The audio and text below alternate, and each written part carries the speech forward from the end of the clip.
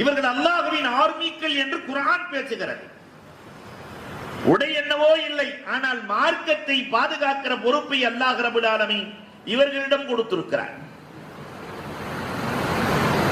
இவர்களை உருவாக்கிய ஆசிரியர்கள் பெருமைக்குரியவர்கள். உலகத்திலேயே ஆசிரியருக்கு நிகர் யாரும் இல்லை. காரணம், ஒரு தாயிடத்திலே அன்பு இருக்கும், தகப்பனிடத்திலே அறிவும் கண்டிப்பும் இருக்கும். ஒரு வீட்டில தகப்பன் இல்லை என்றால் அந்த காரியத்தை தாயால் ஓரளவுதான் செய்ய முடியும். தாய் இல்லை என்றால் தகப்பன் அந்த அன்பை ஓரளவுதான் கொடுக்க முடியும்.